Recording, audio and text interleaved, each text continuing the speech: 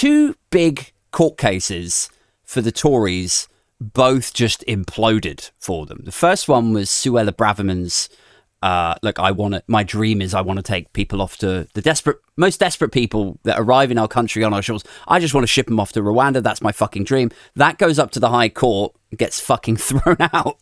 So that was great. My response to that on Twitter was like, and then the next day, I think it was, Rishi Sunak lost his challenge to, like, he didn't want to hand over his WhatsApp messages, or he didn't want his WhatsApp messages revealed as part of the COVID inquiry. And then he lost out, which yielded a very similar response of, so it's been a good week. Yeah, I mean, they knew it wouldn't go through. They knew that it was they knew that it was illegal. They knew that it was unworkable. They knew that it was fucking immoral.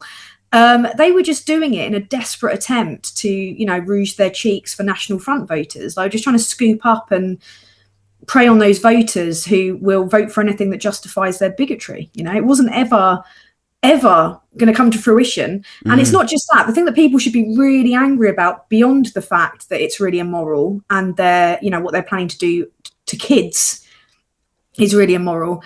Yeah, they should just take a look at how much it's costing them to fuck up this badly. The amount that they're spending on hotels because they won't process the backlog, the amount that it's costing or would cost per refugee to even send them there. This is the thing that baffles me, man. It's like it makes no emotional or moral sense. It makes no financial sense. It makes no sense in terms of like our labor shortage. I know that sounds kind of callous, like bring in these desperate people and just get them working in this, but we do have a labor shortage, so any way of bolstering immigration would be a plus for us. It makes no sense on any fucking metric that you look at it across. But you're right, it's like we're going for the National Front voter, we're going for the Brexit on steroids British Legion voter. But here's a weird question for you. If we know that by and large Britain actually holds pretty progressive attitudes, we know that kind of voter and those sensibilities are hugely in the minority.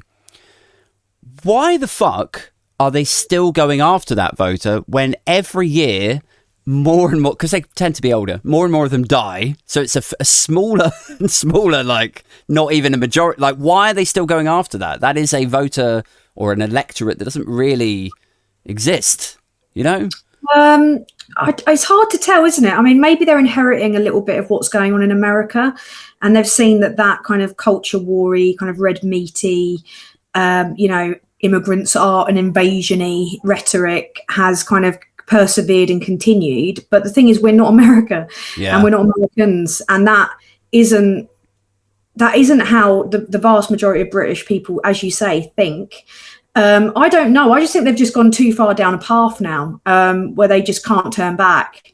And Sunak is just impossibly weak as a leader. He's not whipping into shape any of them. He's just letting. I described it as him losing control of the cunt farm. He's completely lost control of the cunt farm.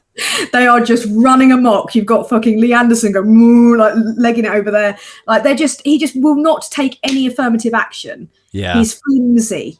And he hides away from PMQs, even though when he is there, he's like sneery and passive aggressive and just dripping with privilege. You can just see it dripping off him. But he's not doing himself any favors by, standing away. But he's just lost it. He's lost control. So they're just running amok now, and they're forming their own splinter groups. It's gone Lord of the Flies.